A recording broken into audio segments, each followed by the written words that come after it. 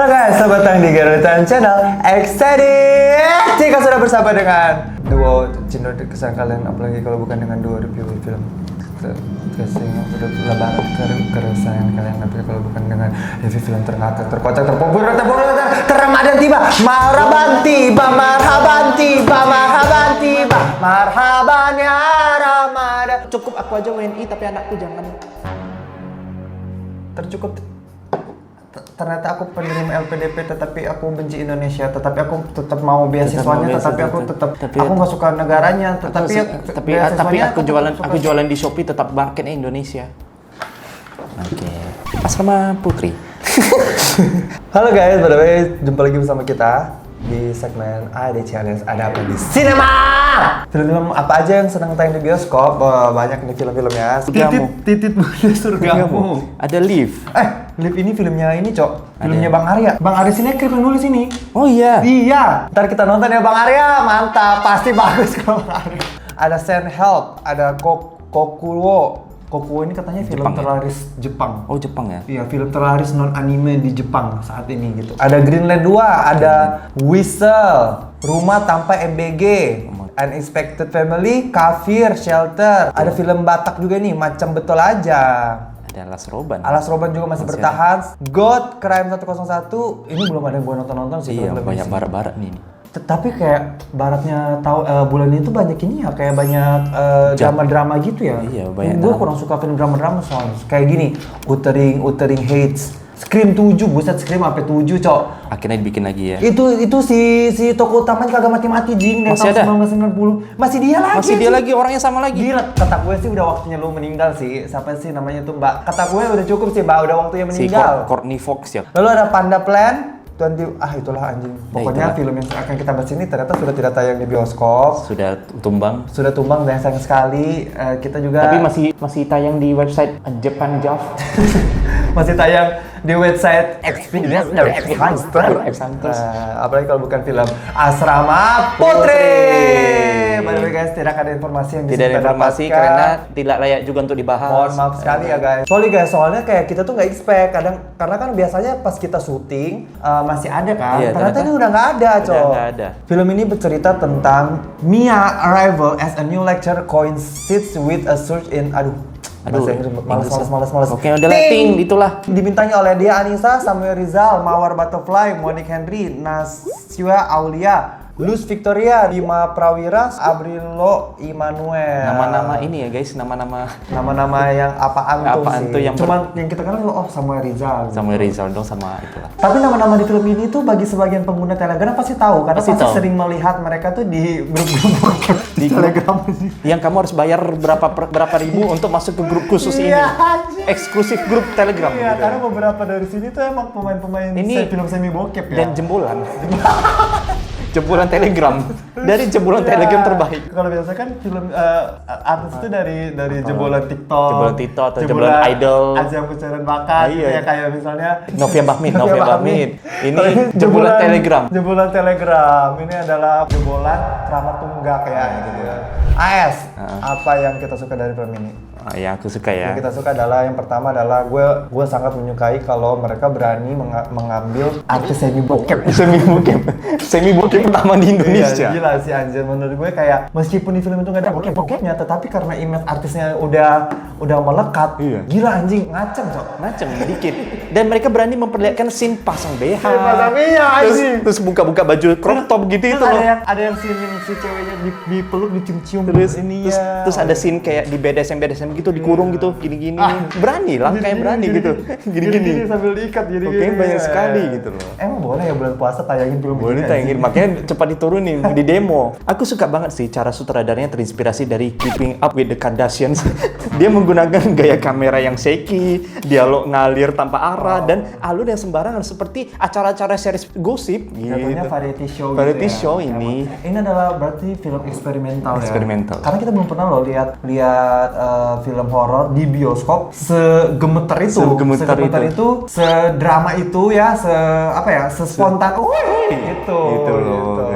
Itu kita bisa apresiasi. Iya. Dan juga gue mau mengapresiasi keberanian Dea Imut dan juga Samuel Rizal untuk tergabung ke dalam untuk menandatangani kontrak ini. ke proyek ini. Satu-satunya penjelasan mungkin karena mereka gabut ya. Yang pertama mungkin bisa jadi mereka gabut. Yang kedua kayak terima aja pekerjaan yang penting halal ya, Cok. Atau mungkin gitu. awalnya kira ini endorse film tuh ternyata terlibat di dalamnya. Gua dipikir mungkin endorse promosi aja, ternyata endorse-nya sampai jadi dapat peran. Enggak, itu jadi kayak SOW-nya sebetulnya bukan acting. SOW-nya itu event attendance. Event attendance.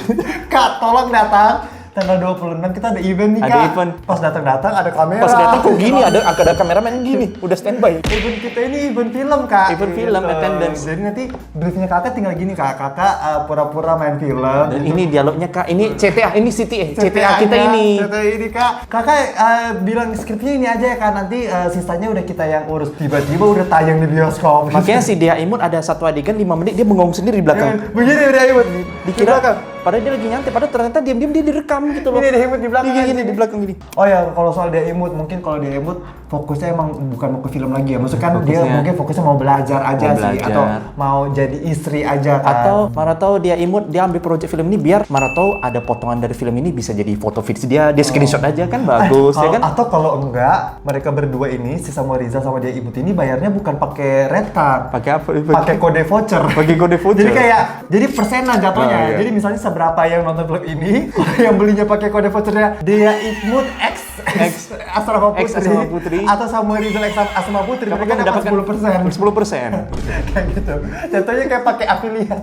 Gue suka sih dengan kegigihan kru-kru film ini yang meskipun dengan segala keterbatasannya, tetapi mereka masih berhasil menciptakan sebuah scene CGI yang at least mereka bisa membuat sebuah CGI berhasil loh. Tetapi maksudnya ya udah berhasil, apakah bagus atau enggak ya yang penting berhasil dulu. Yang penting bisa kerender aja. Iya, CGI dan AI. Susah loh ngerender CGI di komputer Linux itu aja. Iya, susah. Memaksakan RAM 2 GB itu. Iya. RAM 2 GB memaksakan Iya, itu. padahal itu kan cuma green screen, ditempelin orang aja. Tetapi beda kalau misalnya Joko Anwar kan dia pakai kamera laptop yang canggih kali ya, komputer yang canggih yang bisa render IMAX gitu itu loh. Tetapi itu Joko Anwar punya budget. Film ini tuh kayak apa ya, kayak orang-orang yang bermimpi gitu, kita ingin membuat film gitu ya. Jadi kayak dengan segala keterbatasannya berhasil juga bikin adegan green screen itu, meskipun adegan green screen itu ya dibandingin sama One for All juga bagusan One for All anjing. Tapi ini bukan Pengabdi Setan nih, ini Asrama Putri. Asrama Putri gitu. Kayak gitu. Apalagi bisa gue apresiasi dari film ini ya. Apalagi gede juga sih, lumayan gede ya. Kalau kalian tipe-tipe yang favorit yang genrenya itu BBW atau BBC BBW atau misalnya college girl atau fake teacher.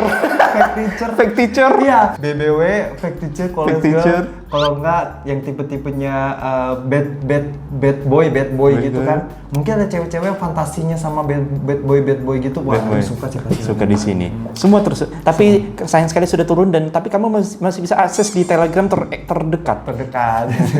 Langsung aja kita masuk ke catatan hitam kali ya. Iya. Catatan hitam film Asrama Putri. Oke. Gak ada manis-manis karena kita udah masuk ke catatan hitam. Catatan hitam yang pertama menurut gue di sini ada kesalahan casting ya. Yang aktingnya bagus dikasih jadi second lead anjing. Tetapi yang aktingnya tuh kayak tentara gitu ya, maksudnya kayak yang aktingnya kaku banget malah dapat pemeran utama, itu menurut gue itu membingungkan sih menurut gue.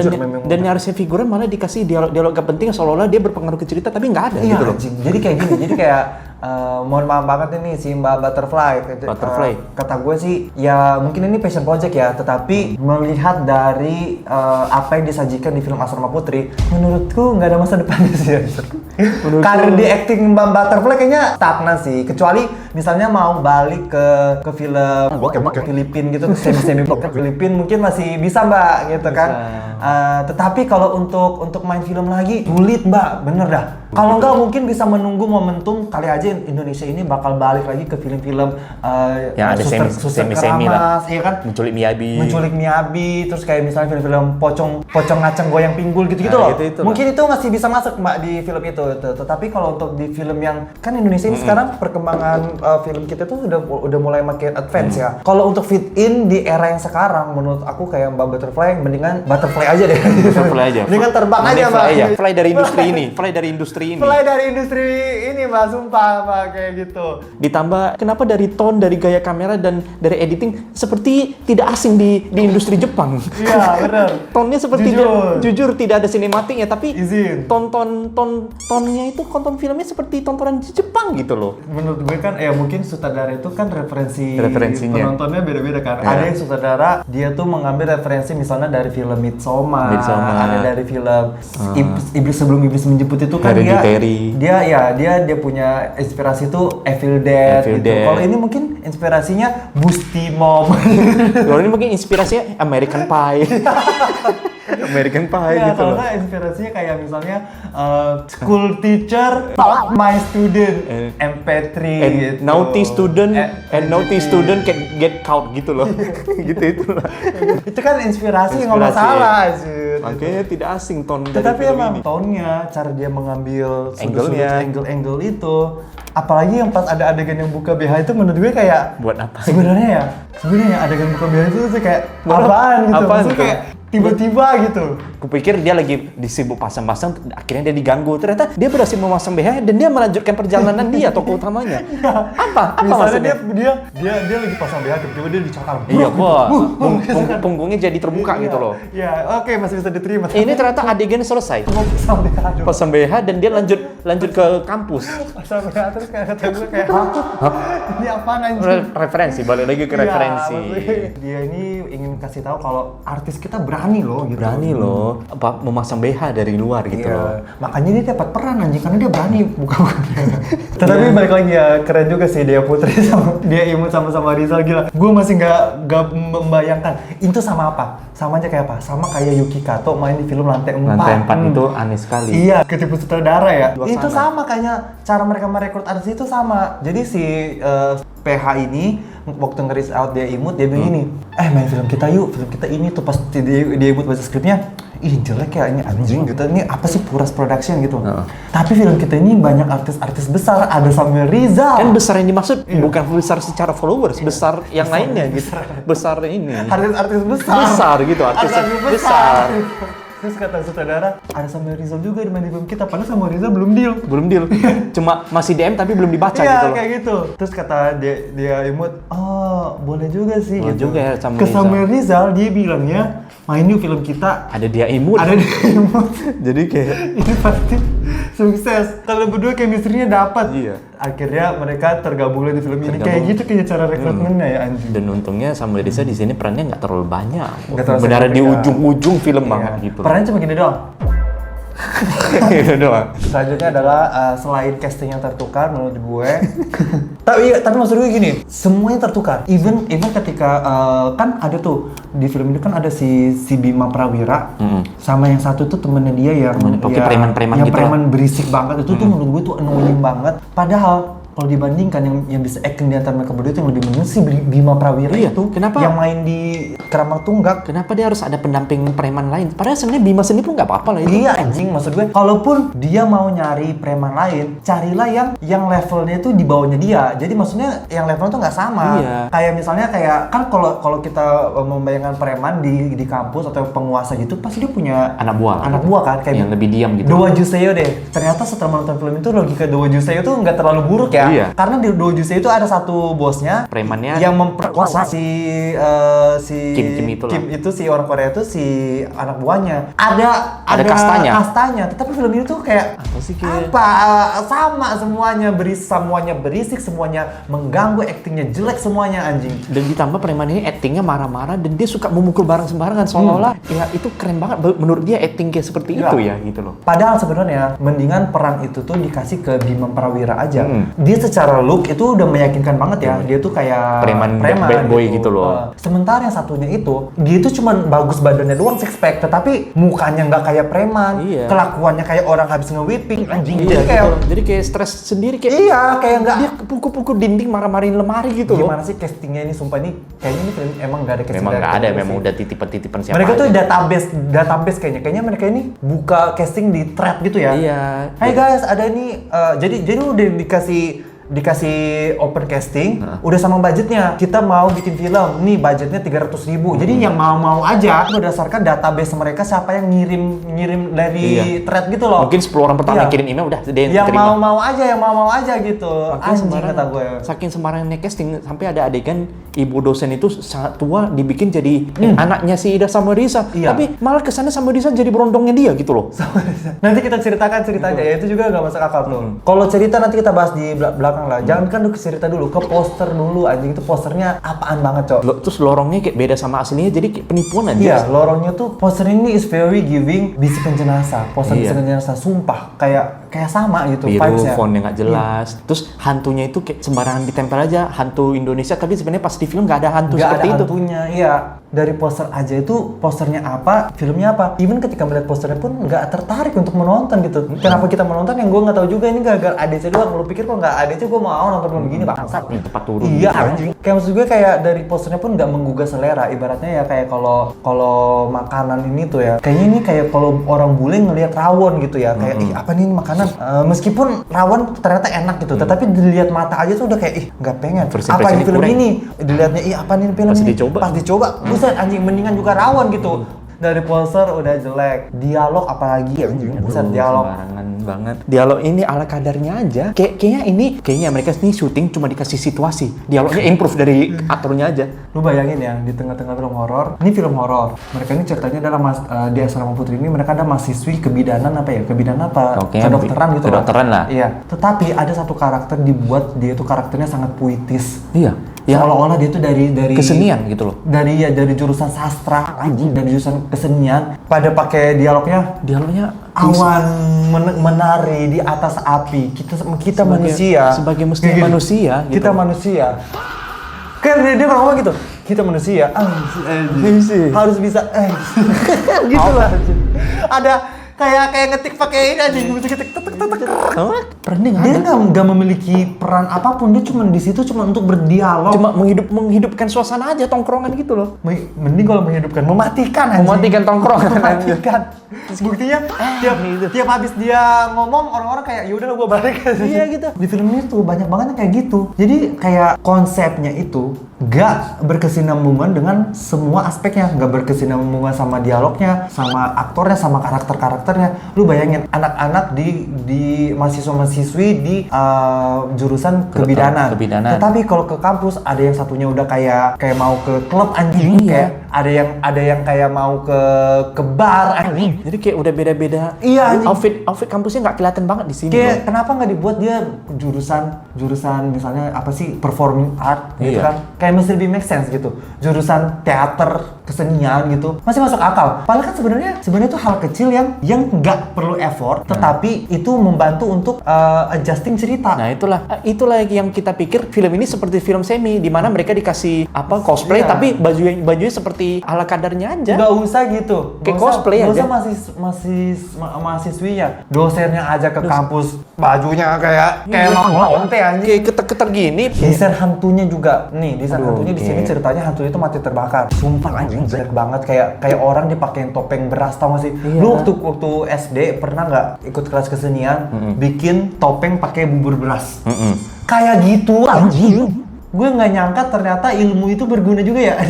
Kalau nggak kayak misalnya kayak orang-orang yang habis treatment, kalau Kasindi kan sering tuh treatment yang pakai botox yang kalau misalnya habis itu mukanya merah-merah kayak merah-merah bentol-bentol. Iya, bentol-bentol kayak berdarah-darah gitu. Kayak gitu anjing. Kalau mau bikin hantu yang terbakar ini pabrik gula yang karyawan pabriknya kebakar jadi gentayangan di desa-desa pabrik gula itu bagus tuh hantu-hantunya. Kayak ada asap-asapnya. Hantu terbakar loh. Ada efek asap. Dan mereka telanjang tapi hitam semua gitu loh. Kenapa gitu? Kayak menurut gue kayak wah, ini desain hantunya aneh banget. Desain hantunya aneh banget, jelek banget, kayak hantu di pasar malam, bener.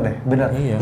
Even kalau lu ke rumah hantu di Blok M, rumah hantu Blok M tuh lebih bagus mereka make up hantu cowok daripada film ini, sumpah. Kayaknya ini desain hantunya mereka terlalu banyak filter CGI yang nggak jelas, jadi hancur gitu kayak boneka. Udah paling keseluruhan ceritanya dulu kali ya. General intinya ya. Intinya jadi gini. Power Butterfly ini. Intinya ada asrama putri, ceritanya ada asrama putri. Asrama putri ini suatu hari ketika mereka tuh hendak mengadakan pensi, tiba-tiba kesurupan massal. Iya. Pada hari kesurupan massal mereka itu, Datang juga ke toko utamanya nih. datanglah tokoh utamanya nih Bumia yang merupakan dosen baru di kampus itu. Nah, karena habis kesurupan massal ini, rektor memutuskan untuk memulangkan Semuanya.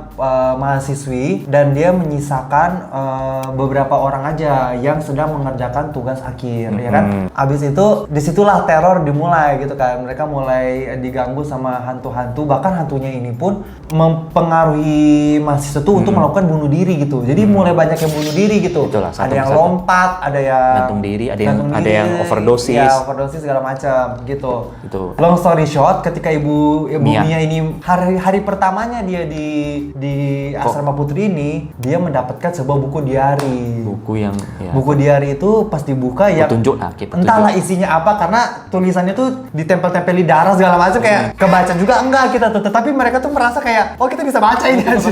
Paling kelihatan cuma kalian akan mati semua. Iya, Itu dong intinya kayak tulisannya. gitu. Ternyata zaman dulu, jauh sebelum kejadian yang di zaman sekarang ini, adalah satu orang mahasiswi namanya misalnya Laras ya. Dia ini jatuh cinta lah sama dosennya. Samuel Rizal. Yang diperankan oleh Samuel Rizal. Suatu hari si Laras ini kan emang dongo kan. Akhirnya Terus dimanfaatin Samuel dosennya. Rizal. Nah ini yang gue bilang, udah kayak coba kalian dengarkan ya, kayak cerita-cerita film apa ini. Iya. Ada mahasiswi, Suka sama dosen. dia suka sama dosen, tapi mahasiswanya pun kayak agak-agak mahasiswinya bingung. kayak polos-polos gitu. Iya, polos-polos. Terus kata dosennya, mana yang kamu gak bisa? Nanti malam datang ke rumah saya. Nah, pas saudara kurang-kurangin Ege nonton Pekop anjir. Kurang-kurangin nonton genre fiktif Iya, gitu loh. kurang-kurangin nonton Pekop. Masalahnya itu ke bawah. Dialognya ke bawah ke film Iya. lu gitu. Ini pasti ini ya, sutradaranya atau penulis skrip ini tipe-tipe orang yang kalau di tongkrongan, kalau ngejokesnya itu apa-apa diarahinnya ke Yang ke kotor-kotor. seksual. Iya. Misalnya gini, kita keluar yuk, kayak aku mau dikeluarin bang, gitu. Gitulah. Kayak gitu-gitu. Merasa Maksudnya asik gitu. banget Misalnya gitu. kayak gini, temennya bilang kayak malam ini kemana? Nggak kemana-mana, ini pengen di Ewong Iya, aja. gitu Kayak lah. gitu-gitu. Ini orang-orang yang bercanda kayak gitu. Kenapa? Karena tergambarkan ke filmnya. Banyak pengaruh-pengaruh dari film-film pekop Jepang sama pekop Filipina. Sama pekop-pekop Hindi. Pekop ini. Semuanya dimasukin Iya. di situ. Akhirnya si Laras ini malam-malam datanglah dia ke Rumah rumahnya dosen. Pak dosen. Dosennya Nah, bilang lantai atas. di rumah itu ada anak kecil dulu. Anak kecil. Ada anak kecil itu. Anak kecil tuh dia ngelukis gambar. Udah kan ngelukis gambar, tiba-tiba datanglah papanya. Ayo kita ke atas gitu. Belajar. Belajarlah mereka belajar. Di situlah terdapat physical touch. Physical love touch, language, love physical language. touch. Ini pasti Physical touch. si dosen ini Taurus atau enggak Gemini karena dia anaknya physical touch banget kan. Terus akhirnya Dipeganglah, dipegang. prut, ditarik. Si ceweknya kan yang emang udah kecintaan, libido menaik, rahim menghangat kan, janin kayak Kedut. udah jatuh semua cairan Dan udah netes. Dan terjadilah Akhirnya perewangan terjadilah perewangan. Ewong gitu kan. Terjadilah ewong gitu kan. Dan terus Udah ternyata tuh. ada plot twist lagi di situ. Ternyata plot twist-nya adalah si Samuel Rizal ini diajaknya si cewek ini ke sebuah ruangan. Ternyata di ruangan itu adalah ruangan pemujaan setan. Iya, itulah ada pemuja setan dan ada istrinya yang sudah tergeletak Iya. jadi tengkorak gitu loh, istrinya Samuel Rizal. Ini tuh kalau di bokep tuh genrenya udah goth ya, udah gotik gitu. Iya. Di ruangan itu adalah istrinya Samuel Rizal yang udah menjadi tengkorak gitu. Terus Samuel Rizal bilang, istri saya membutuhkan darah perawan yang baru pecah gitu. Akhirnya gila tangannya diperas darahnya, diminumkan ke istrinya yang Iya. udah menjadi mayat itu. Tapi udah. Dan pada akhirnya istri nggak jadi apa-apa, Iya. tetap tengkorak sampai 20 tahun kemudian. Tapi udah. Akhirnya Namanya cewek habis dipakai dan akhirnya ditinggalin begitu ditinggalin. aja, stres. Ketika dia di kampus pun kayak mereka berdua tuh udah kayak nggak saling sapa gitu kan. Akhirnya ya udahlah. Ya, akhirnya stres. ceweknya tuh kayak dalam hati, dasar cowok. iya, kayak dia tuh udah mulai menemukan lagu-lagu Bernadia gitu kan, kayak apa mungkin caraku bicara gitu. Betul. Jadi kayak ceweknya stres, lama-lama ceweknya gila. Nah, nggak ada ini ya. Gak ada stage-nya. Nggak ada stage-nya. Gak ada tahap-tahapannya, langsung gila. Iya, langsung kayak langsung tulis. langsung mengutuk orang-orang. Kalian Semua akan mati. gitu. Terus dah. Ada stage-nya. Stage-nya adalah dia di prank dulu. Di prank. Di prank jadi pas dia pulang kampus di kamarnya tuh dipasang boneka pocong sama teman-teman asramanya. Terus pas dia buka dia teriak, Ternyata teman-teman pocong ketawa, palsu. hahaha. Abis itu Udah, dia malu. langsung Kalian semua akan mati. Dia bakar diri sendiri dan itulah. Terus plot-twistnya banyak banget. Banyak Tapi plot twist ada yang penting. plot Plot twistnya adalah ternyata si dosen itu, rektornya mereka selama ini itu adalah anaknya Samuel Rizal. Yang tadi itu dia hobi melukis pas kecil. Iya, yang kecil itu hobi melukis. Itulah plot twistnya. Intinya cerita kayak gitu intinya ya. Itu doang intinya. Kita masuk ke cacat logikanya nih ya. Pertama, jadi kayak ketika orang ini ketika adegan awal itu kan adegan kesurupan di acara pensi gitu kan. Acara persiapan pensi. Terus datanglah si dosen ini. Mia ini. Emang karakter Mia ini itu gue tuh bisa ngeliat banget mereka tuh pengen banget dibuat kayak pintar, film logis. Iya, logis ya. Film Pintar itu dan kayak logis. pengen banget dibuat gak yang tayal-tayal Dia mulu dibikin gitu. dibikin dia logis-logis, makanya dia banyak sekali mengeluarkan kata-kata medis-medis gitu loh. Ya, tetapi tidak diiringi dengan research gitu. Oh, sebelum Mia datang ada nih mahasiswi larilah dia cari Pak Yadi gitu. Pak Yadi, ada yang kesurupan. Terus Pak Yadi, Pak Yadi datang ke situ, orang kesurupan kayak, Pak Yadi cuma bilang gini, saya nggak tahu caranya, saya nggak bisa melakukan apa-apa. Lah, maksud gue kayak, kenapa ada adegan 2 menit itu si mahasiswa ini nyari-nyari Pak Yadi dan Pak Yadinya tuh datang. Saya nggak tahu apa-apa. Pak Yadi datang begini loh, arah kameranya diambil dengan dia datang kayak gini. Seperti dia udah tahu apa yang harus dilakukan. Kayak gitu. kuncen, kayak ibarat kayak dibuat adegan itu seolah-olah Pak Yadi ini kuncen kan. Terus dia menjongkok, dipegang-pegang itu mahasiswi itu, dipegang-pegang. Tiba-tiba Pak Yadi bilang, saya nggak tahu, saya nggak bisa. Saya nggak bisa. Panggil Bu Rektor katanya. Nggak ada panggil Bu Rektor. Pak Yadi pergi, tiba-tiba Bu Rektor datang dengan stylenya kayak Wanda Vision gitu kan, kayak Wanda Vision. Dan dengan outfit Sarah Wijayanto dia. Iya, dia gini. Wah, gitu. Brut, sadar semua orang anjir gitu. Dan disitulah Mia datang mengeluarkan dialog andalan dia. Kita juga nggak dikasih tahu Kenapa bisa backgroundnya si Bu Guru ini kenapa bisa begitu, segala macam nggak ada. Pokoknya tiba-tiba dia brut gitu aja. Tiba-tiba di tengah-tengah proses itu si Mia ini datang. Si Mia ini datang dengan pikiran logisnya. Si Mia bilang kayak, ini bukan kesurupan. ini bukan kesurupan, ini adalah possession trance disorder gitu. Tetapi kita tuh nggak dijelaskan possession trance disorder itu apa. Terus juga kayak penjelasannya kayak gimana. Kenapa bisa gitu? Iya, kenapa bisa menyebar kenapa gitu itu loh. menjadi masuk akal possession trance disorder itu. Nah, dia sebut aja. Kata gue, mungkin nanti kedepannya Baru dijelaskan ya. baru jelasin. Di kedepannya pun nggak dijelaskan. Dia cuma sebutin aja terus. Ada satu momen nih, ketika malam-malam itu kan, akhirnya setelah kejadian kesurupan itu semua orang dipulangkan kan.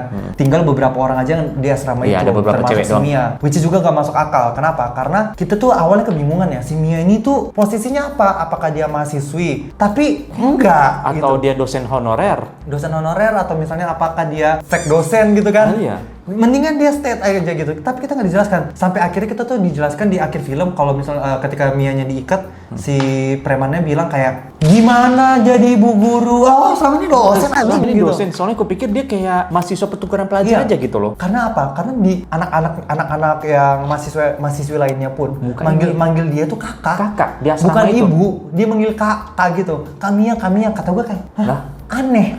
Malam-malam itu ada kesurupan. Kesurupan. Si Mia samperin tuh. Si Loli namanya, Loli. Iya. Si Loli kesurupannya tapi coba gini. Gini. Kesurupannya nggak mengeluarkan suara, cuma berpose seperti macan. Lu pernah nggak sih pergi ke Dufan, terus lu naik kereta Istana Boneka? Kan Istana Boneka tuh gerakannya kan gitu kan, kayak yang gini-gini aja. Iya. Kalau nggak kayak musim-musim time zone yang lu harus masukin bola ke mulutnya. Iya, yang lu harus masukin bola ke mulutnya. Iya. Dia cuma gini. Iya. Kayak itu, kayak boneka mesin-mesin time zone yang cuma bengong. Iya. Si Loli tuh gitu-gitu kan.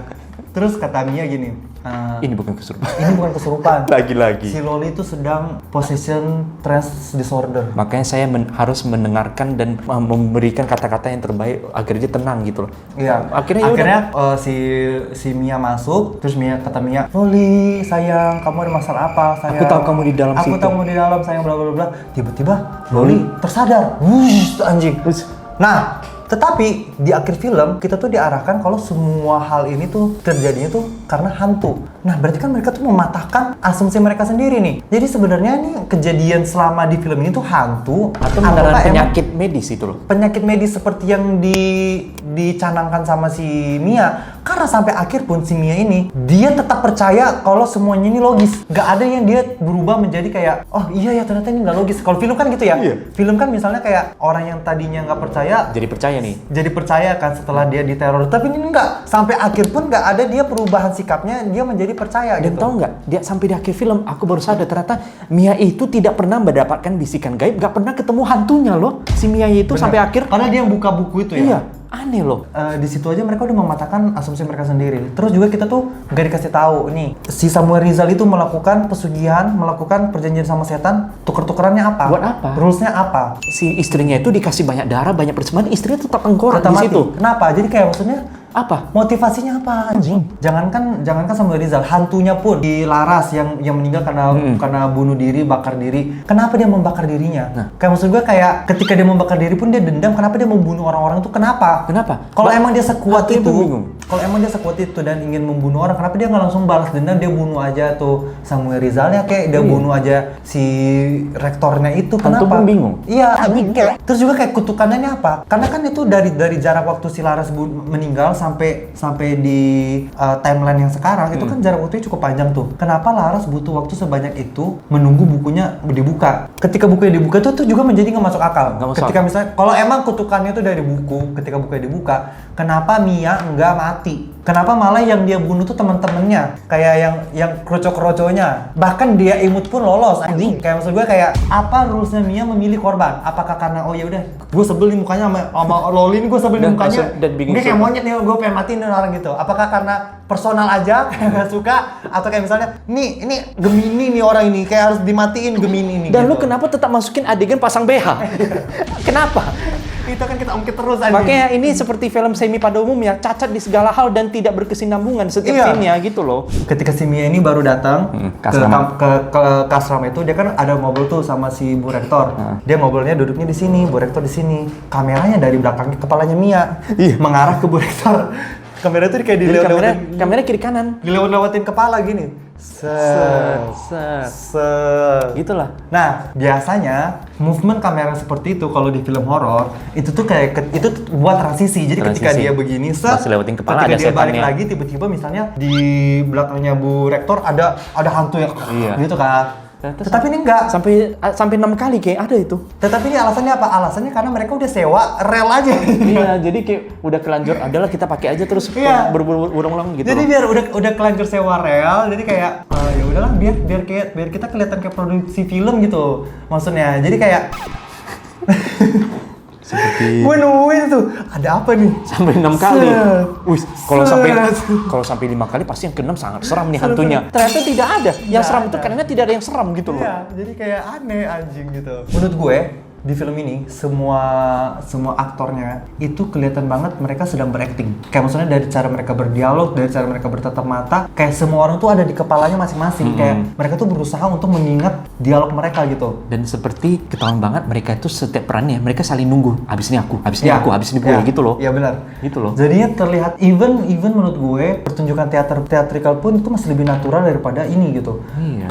Karena semua orang tuh kayak dewan syuting sih, kayak berasa banget dewan syutingnya. Jadi kayak Terlalu ketahuan. ingin menunjukkan yang terbaik, tetapi malah mindset itu yang bikin mereka tuh kurang gitu. Jadi kayak mereka acting karena tahu ada kamera di depan Iya. gitu loh, bukan karena mereka mau hafal situasinya Iya. gitu loh. Makanya kita tuh bisa terlihat banget perbedaan antara Dia Putri, Bima Prawira sama Samuel Rizal dengan semua case yang lain. Aduh. Bima Prawira itu meskipun dia jarang main di film layar lebar, Yang dia tuh paling lebih ke serius. film-film semi FTV segala macam, tetapi kelihatan banget dia tuh sering dipakai di kayak gitu. Industri gitu Minimal dia bisa berakting. Yang lainnya ini nggak bisa. Yang lain ini cuman bisa berpose. Karena emang portofolio mereka, tuntutan mereka tuh berpose. Seperti itu. Kalau dia imut dan sama Rizal, tuntutan mereka tuh berakting. Yang lainnya tuntutan mereka tuh berpose. Yang penting bukan dialog mereka bagus atau enggak. Yang penting badan mereka sudah bagus atau enggak gitu. Loh. Pokoknya nggak apa-apa. Yang penting kayak kalau diikat begini kelihatan seksi. Gitu itulah. Ada adegan gini, si Mia ini diantar ke asrama, diantar sama Pak Yadi. Nah, Pak Yadi ini bilang gini, ini asrama putri. Di sini cowok dilarang masuk. Peraturannya ya samalah kayak asrama putri yang lain. Ya apa? Emang semua asrama putri itu sama? Enggak tentu. Misalnya asrama putri di Malang, jam batas pulangnya jam 9 malam. Ada yang boleh lawan jenis tapi masih saudara, masih ada hubungan keluarga gitu. Kalau loh. misalnya si Mia referensinya asrama putri di Amerika gimana? Di Amerika asrama putri boleh pulang jam jam 12 malam. Kasih tahu dong anjing. Mending dialog tuh nggak usah ada dari awal Iya. gitu loh. Padahal kan dia cuma bilang gini, atau misalnya dia bilang gini, untuk peraturannya kamu bisa baca di sini. Kayak gitu. Iya. Bisa. Kayak dia print aja kayak kertas. Iya, kalau nggak gini, Print aja. untuk peraturannya kamu baca ini, ting gitu gitu aja. Gitu ya, di ting aja gitu. Iya, daripada dialog itu keluar mending kamu Mia untuk peraturan asrama putri ini ya ting. Pakai JPEG aja, pakai foto editan aja gitu. Kayak YouTuber aja. Gitu lah. Mia pun bisa membaca kan gitu. Dialog bodoh itu kenapa keluar gitu? Aneh banget. Dia diantar ke kamarnya nih. Dia diantar ke kamarnya kan. Kamarnya Pak Terus Yudi. dibuka kamarnya Pak Yudi. Terus kata Pak Yudi, ini kamar kamu. Maaf ya kamar kamu sedikit kotor. Pas dibuka tuh kamar itu bukan kayak sedikit kotor. Itu bener-bener hancur. Itu kayak TKP pembunuhan di situ. Itu nggak sih rumah pengabdi setan di Lembang kayak gitu aja. Kayak gitu aja. Beneran debu di mana-mana, ada kelelawar dan laba-laba lewat gitu loh. Laba-laba. Terus kayak spray-spraynya berantakan, ininya juga hancur-hancur, apa sih kayak rumah yang habis kena puting beliung Britama. Kayak rumah kena musibah gitu loh. Ngomong-ngomong Pak Yudi, dia banyak sekali tingkah laku dan dialognya misterius, seolah-olah dia itu sepertinya berpihak kepada setan ya, tapi pada akhirnya dia memang penjaga kos yang bingung, yang pelangap-pelongo aja pada umumnya gitu loh. Jadi si Pak Yudi ini sering kali misalnya kayak ada adegan, ada nih orang kesurupan, dia ketemulah di depan pintu sama ini orang jalan, terus dia cuma ngeliatin begini kan, terus orang itu ternyata kesurupan bunuh diri, itu overdose tuh si cewek itu. Terus si mahasiswa ini nanya, Pak Yudi ngeliat si ini nggak? Siapa sih namanya? Selfie, ngeliat selfie nggak? Kata Pak Yudi, enggak, saya nggak ada saya selfie. nggak ada. Ternyata Pak Yudi itu menemukan selfie udah berdarah-darah tuh di ruang belajarnya mereka. Terus kata Pak Yudi manggil si dua orang preman itu, si Bima sama si itu, dipanggilnya dua orang preman itu, kata Bu Rektor, kita harus membereskan ini. Tetapi Pak Yudi sendiri pun dia bingung, kayak dia nggak tahu si cewek ini mati kenapa atau apa. Jadi kayak moralnya Pak Yudi ini kita pertanyakan ini. Aku pikir dia bagian dari sekte Samurai, ternyata dia memang nggak tahu apa-apa. Atau enggak misalnya dia dibuat lebih banyak interaksi atau dialog-dialog misterius bersama Bu Rektor, minimal itu ya. Itu tuh udah minum banget, tetapi ini nggak ada Pak Yudi beneran NPC aja gitu. NPC aja yang juga kita juga jadi kayak karakternya Pak Yudi ini biar apa ya, itu kita menerka-nerka jujur di situ. Jadi waktu Mia nih di kamar, Mia ini menemukan sebuah buku di bawah kasur sama kameranya tuh kayak di slow mo gitu. Waduh, slow mo-nya patah loh, FPS-nya drop loh itu. Dia tuh bikin slow mo-nya sangat maksimal sampai kamera tuh nggak kuat, jadi patah di film itu. Lu bayangin ibaratnya kayak lu tuh ngedit CapCut pakai HP Nokia gitu Redmi gitu ya. Jadi kayak mau bikin slow mo jadi patah. Mesinnya udah panas, udah patah-patah gitu. Jadi kayak patah banget anjing, kayak Dan kok bisa sih film kayak begitu ya? Dan semua slow mo di film itu kayak itu patah semua, tapi merasa keren gitu loh. Iya, orang yang lolosin film ini. Iya anjir. Itu kan teknis aja udah berantakan banget. Iya, makanya semuanya jadi berantakan. Asrama Putri, film ini tuh bener-bener gak ada effort ya. Asrama Putri bener-bener dinamain Asrama Putri. Asrama Putri. Maksud gue gini, itu kan kayak nama kategori gitu loh. Asrama Putri itu ya harusnya ada nama lengkap ya, Asrama Putri Universitas ini gitu. Iya, kayak misalnya gini, kategorinya schoolgirl, namanya Sasha Grey, gitu-gitu loh. Iya. Gitu kan. Kategorinya Big, namanya Johnny Sin gitu kan. Gitu lah. Asrama Putri kayak nama kategori tempat gitu loh. Iya. Di papan nisan tuh cuma tulisannya Asrama Putri. Gitu. Anjir. Ya mungkin di sebuah tempat di Indonesia ada kali ya gitu ya. Kayak ibaratnya kamu ke nasi Padang ditanya menunya apa? Ayam goreng, ayam bakar, Ayam. Aku mau ayam. Ayam apa? Ayam. Terus kita mau ngomongin hubungan antara karakter. Mereka semua ini kan ceritanya tuh berteman kan, tetapi kita tuh bingung hubungan mereka semua ini apa gitu. Mereka tuh saling nyebut nama aja. Itu si Loli, itu si Jasmine, itu si Reddy. Kayak kita tahu tuh si sampai itu si Silpi, si Loli, Jasmine, sampai ini kita tuh. Kayak kita tahu tuh. Mereka kayak di awal tuh nggak ada perkenalan karakter, tapi sudah sebut nama-nama random gitu. Tiba-tiba kayak kita itu masuk ke sebuah circle pertemanan. Kita tuh anak baru yang kita tuh kayak lu pada ngomongin apa sih guys? Gitu. Nah, gitu lah. Kalau nggak kayak kita tuh seperti menonton sebuah sinetron yang tiba-tiba udah di episode 5 yang kita tuh nggak dikasih tahu ini tuh masalahnya apa, hubungan karakter-karakter ini apa, karena begitu banyak circle-nya. Misalnya nih, circle yang mahasiswa puitis itu kan yang orang kribo-kribo itu kan dia tuh kan ada circle-nya sendiri. Si dia imut ini ada circle-nya sendiri. Makanya. Tapi kadang-kadang dia imut ini ngobrol sama ini. Tetapi ternyata ini tuh nggak ada pengaruhnya ke cerita. Terus si preman ini mau dibikin seolah-olah dia playboy juga juga. Dia mau dekatin si Sini. circle ini, dia dekatin circle ini, dia dekatin Mia. Apa sih kayak semua? Iya, jadi kayak si Bima tuh, si preman juga tuh, moralnya tuh nggak jelas. Kalau dia yang sama si Sylvie dia udah kayak orang sange, dia mau dilempar gitu. Tetapi dia kalau sama si dia emut, dia kayak soft lebih gitu soft dia. gitu. Jadi maksud gue kayak karakternya kayak gimana? Kalaupun mau dibuat karakternya kayak begitu, dijelaskan lah melalui cerita. Misalnya nih si Bima ini punya masa lalu sama dia imut, apakah dia pernah naksir atau apa gitu ya? Nggak Kayak ada. dikasih lah kita apa sih bumbu-bumbu romansa itu. Ini mah enggak. Udah, si Miko dekatin cewek lain, malah si Selfie datang. Miko, kamu berani-beraninya jangan dekatin sahabat aku. Lah kita aja penonton nggak tahu sahabat lu yang mana anjir. Sahabat lu yang mana anjir. Dan ternyata semua konflik itu yang dibangun selama 1,5 jam itu nggak berpengaruh apapun Nggak ke ada cerita. pengaruh. Karena di film itu ada konflik soal prostitusi Online. mahasiswi. Prostitusi. Jadi ceritanya salah satu dari mereka tuh prostitusi gitu. Heeh.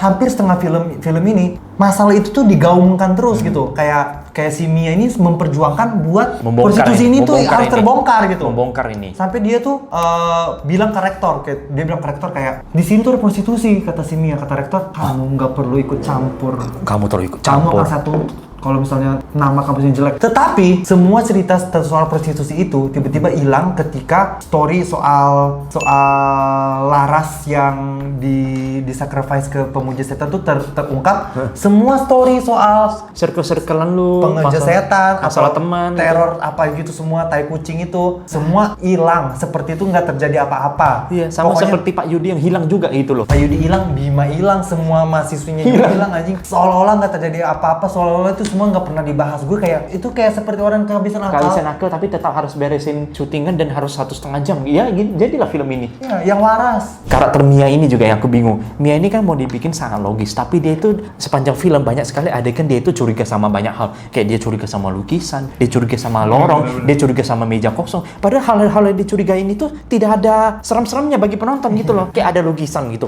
dia liatin lama-lama lukisan Nih, tuh. misalnya lukisan itu kayak lukisan Nyi Roro Kidul gitu ya, kayak baru boleh boleh lah dicurigain. itu kayak serem. Atau kan misalnya lukisan aneh kayak lukisan abstrak orang gantung diri gitu Iya. kan, aneh. Ini kan lukisan bener-bener Lukisan kayak, cantik gitu loh. lu pernah ke restoran Sunda? Ada kayak lukisan-lukisan yang abstrak tapi kayak masih bagus gitu Iya, loh. lukisan kayak di restoran Sunda, kalau nggak kayak di restoran Chinese food gitu-gitu. Kayak gitu ada lukisan gitu. Nggak serem, nggak. Kayak lukisan cantik aja gitu. Tapi dia sok-sok sus gitu dengan sound efeknya. Terus ditambah pas dia ke asrama putih Pak Yudi bilang kamar kamu di ujung. Terus dia langsung kayak Iya. Kayak dia merasa padahal kos-kosannya biasa aja, tong sampai tertata rapi, sepatunya tertata rapi gitu loh. itu kenapa nggak masuk akal? Nggak masuk akal karena dia orangnya logis. Kecuali dia orangnya indigo dari dia- awal dia bisa merasakan itu adegan itu sebenarnya adegan yang dibangun untuk karakter indigo. Kenapa lu malah mencurigakan hal-hal yang sepertinya baik-baik saja kok?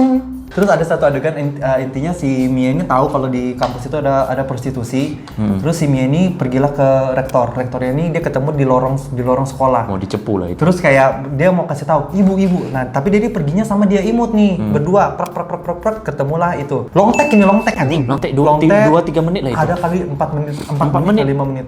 Longtek tek. Dia jalan, dia berdiri di depan situ, di belakang tuh masih ada dia imut tuh. Di blur, bokeh Di blur. gitu loh. Mereka ngobrol yang juga isi obrolannya tuh nggak penting Nggak dan penting. nggak jelas. Entahlah, ngobrolin Ngalor ngidul gitu loh. Dia imut di belakang cuma berdiri aja begini. Dia diam aja.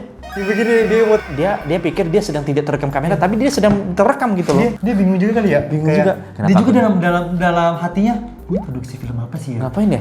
Karena adegan itu ya, gini ya, kalau mau buat adegan apa Longtek. longtek, itu lo minimal tuh jalan. Longtek, Tak. longtek itu bukan berarti kamera diam kayak tripod. Iya. Longtek itu lu boleh gerak juga. Jadi ini tuh longtek kayak mereka cuma begini nggak ada cut, nggak ada apa. Tapi maksud gue kayak bukankah esensi longtek itu adalah ingin merekam keseluruhan situasi di lokasi itu, di set itu kan. Misalnya kayak kalau di film apa Mencuri Raden Saleh, ada yang lagi main gini terus kameranya Iya. krek semua dengan kesibukannya Iya. masing-masing gitu kan. Tapi ini- Jadi kan biar kita nggak bosen. Tapi ini nggak longtek begini. Mereka diem dong. Diem di sini, udah berdialog aja kayak kayak ekstravaganza gitu. Kan jadi ketahuan kalian jadi gak ada kamera, kalian malas, kalian pasti malas syuting ulang lagi kan, dialognya diulangin lagi Iya, kan. itu tuh kayak apa? Gue bilang kayak efisiensi waktu udah.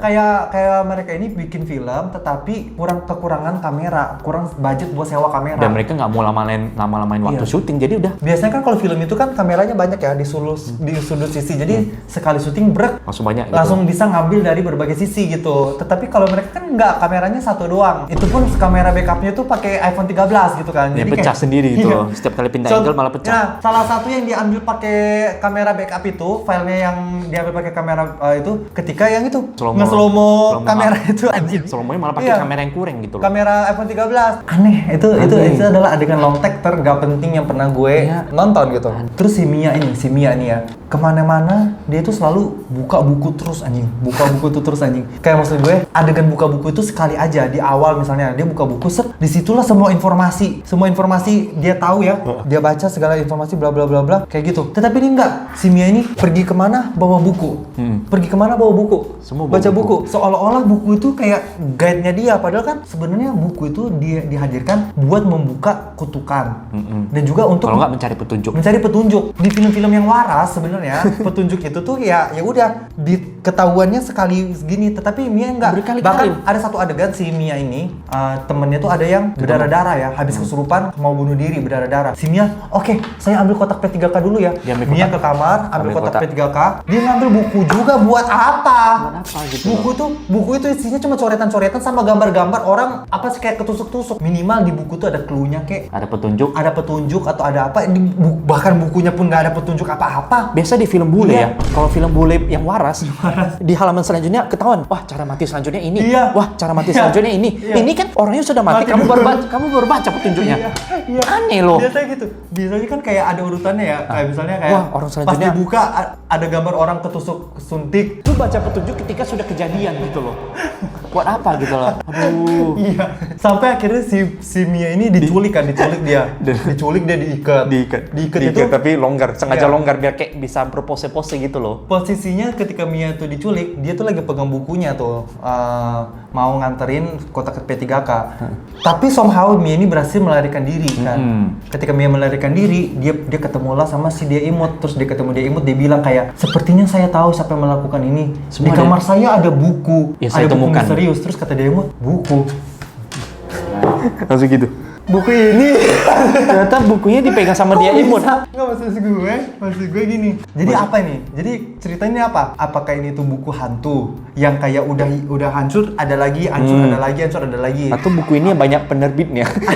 Buku yang banyak penerbitnya, jadi banyak salinannya. Apa ya benar? Apa ini tuh buku kayak yang jatuhnya majalah, terbitnya bulanan gitu ya. Jadi ada terus gitu. Atau kayak Laras ini ketika dia nulis buku, emang dia nulisnya 2 kali. Kamu akan mati, itu dia kamu akan mati. Ada duplikatnya gitu loh. Iya.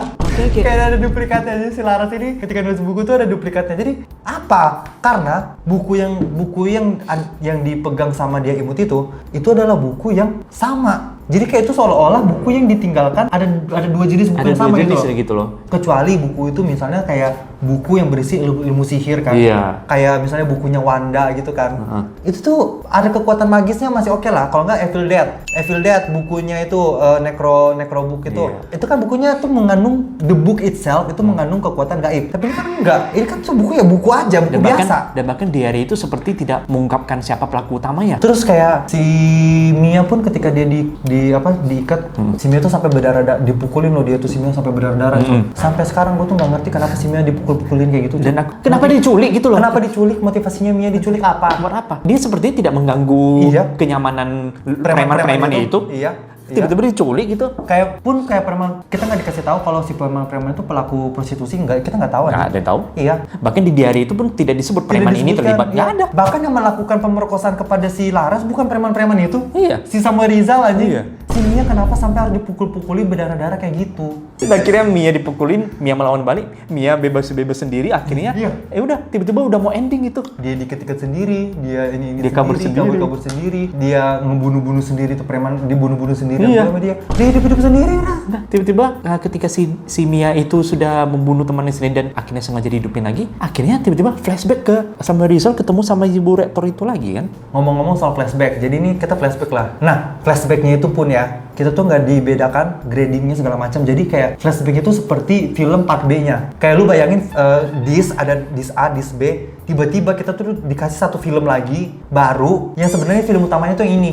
Jadi selama ini yang kamu nonton selama 45 menit itu it's a prank, ketipu gitu. Karena film utamanya itu adalah flashback ini. Pokoknya film ini sih gitu. Kalau udah bingung cara menjelaskan cerita, kita flashback aja. Nah, di flashback itulah kita kan kasih semua tuh plot twist-nya. Awal-awal nih si Mia ini kan datang tuh ke rumahnya Pak Rizal. Terus ada anak kecil tuh lagi ngelukis. Pergilah dia ke anak kecil itu. Terus si Laras bilang, boleh aku lihat? Kata si Laras, kata gue, lihat mah lihat aja anjing. Nggak usah izin, orang kanvasnya sebesar itu. Kanvasnya tuh segede-gede. Dia segede meja ini. Lu tau gak sih kayak lukisannya Pak SBY?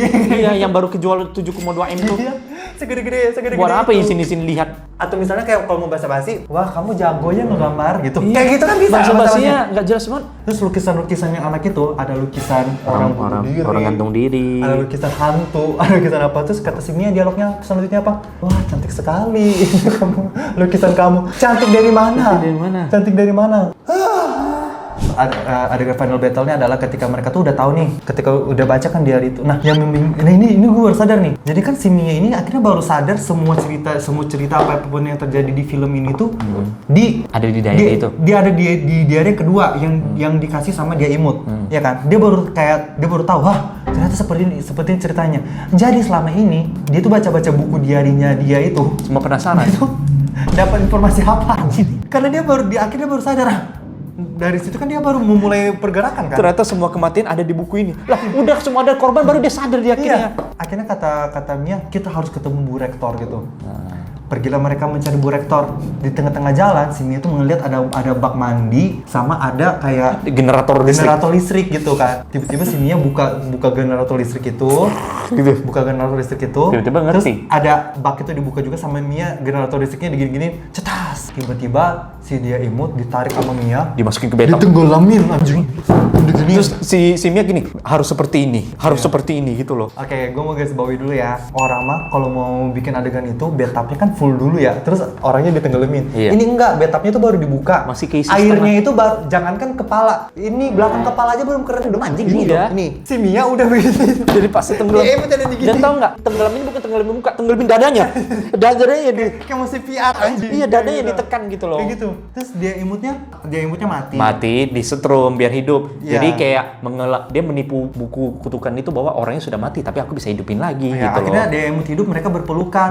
Terus langsung asrama putri. Udah habis ceritanya. Kita kan nggak dijelaskan nih itu tuh kutukan apa sebenarnya. Itu tuh kayak cara mematikan kutukan kayak gimana, minimal banget dan minimum. Mereka berasumsi sendiri kayak berarti kita harus mati dulu dong biar kutukan ini hilang. Aku tahu caranya kayak gitu, minimal kan ada kayak gitunya. Jadi ada asumsi gitu kan. Tapi ini enggak, tiba-tiba kita nggak dijelaskan. Tiba-tiba si Mia tuh pengen ngebunuh si Dia Putri. Kata gue ngeliatnya kayak orang gila. Dan si dia pun mau aja, oke, bunuh saya gitu loh. Gue ngeliatnya kayak orang gila gitu. Apaan sih anjing gitu. Adegan selanjutnya adalah ada korban baru nih, diajak ke rumahnya si rektor itu. Ternyata rektor itu selama ini adalah anaknya si Samuel Rizal. Dan Samuel Rizal tuh masih hidup tapi dia udah menua. Masalahnya nih itu Samuel Rizal makeup tuanya tuh jelek banget, kayak maksa banget. Jadi masih kelihatan mudanya. Jadi seolah-olah ya adegan itu tuh kayak, lah ini anaknya malah lebih tua nih dari bapaknya anjing. Jadi gitu. balik lagi ke castingnya salah. Muka anaknya dibikin terlalu tua sampai Samuel Rizal masih kelihatan muda, malah kesannya kayak dia anaknya sih ini loh. Mendingan Samuel Rizalnya aja jadi dosen, jadi rektornya gitu. Rektor jatuh cinta gitu. Udah tiba-tiba udah ending. Iya, ending. Selesai deh filmnya. Udah anjir. Kita tahu dari mana perjanjian sama setan tuh tujuannya apa? Nggak tahu. Ya itu terserah. Mungkin Samuel Rizal ini pengikut Epstein kali anjing. Ya gitulah. Iya kan? Gak ada yang tahu gitu loh. Iya. After all, sebenarnya ini adalah film penguji kesabaran puasa ya. Syukurnya kita nggak puasa sih. Gue nggak kebayang kalau orang puasa nonton film ini sih batal anjing. Kayak kata gue ya, kalau lu puasa gak usah deh belaga-belaga pengen nguji nonton film ini, gak usah gitu. Ya. Overall, ini adalah film pertama yang dimana semua aktor dan pemerannya terlihat jenuh dan tidak tertarik untuk melakukan acting. Ditambah dengan plot twist ejakulasi dini yang bikin nanggung gitu loh. Iya. Udah itu. Padahal sebenarnya kata AS kayak waktu awal-awal itu kita kasih waktu kayak Wah. 1 jam. Ini kan filmnya 1 jam 30 menit. Kita kasih waktu kayak kita nungguin film ini tuh berubah arah menjadi film porno gitu Iya, kan. Jadi padahal kayak ketika film itu udah jalan setengah jam kita langsung bilang, pada film ini 1 jam lagi bisa dimanfaatin jadi berpotensi jadi film film porno gitu. Ya gitulah. Ya kayak gitu ya. By the way ini berasa banget ya, kayaknya film ini tuh adalah film yang dibuat dari PH yang baru. PH-nya Masih yang baru. PH di brandingnya Keramat Tunggak. Iya mungkin ya. Kan kemarin Keramat Tunggak tuh kena gerebek tuh Ditangkap PH-nya tuh kan, ya. produsernya. Apa bintang apa sih PH-nya Bintang tuh? pokoknya bintang-bintang Iya. itulah ditangkap akhirnya. Kayaknya mereka nih mau di branding gitu ya. Jadi kayak kalau mau di branding kayaknya mereka harus bikin karya beneran dulu nih. Nama baru nih. Biar bisa sembunyikan apa kayak whipping lah. Disamarin. Disamarin gitu pakai whippingan gitu kan. Karena apa? Karena case-case-nya pun setelah kita telusuri, wah, ini mah case-case-nya yang Kayak kemarin gitu. Jebolan. Kayak circle-circle Keramat Tunggak ini. Jebolan. Tinggal tunggu aja film berikutnya. Telegram jebolan. Dari apa sih? Puras ini, Puras Production. Kita tunggu lah film berikutnya dari production, misalnya kayak apa sih judulnya, Asrama Bakri gitu kan. Iya. Kayak Asrama Bahlil gitu kan. Nanti pemerannya Siska udah nggak kaget. Yaudah ya guys, by the way terima kasih sudah menonton. Jangan lupa Selamat juga bulan puasa. Ya selamat bulan puasa. 3 minggu lagi kita akan lebaran. Semangat ya. Jadi kan sampai ketemu di video berikutnya ya. Bye bye.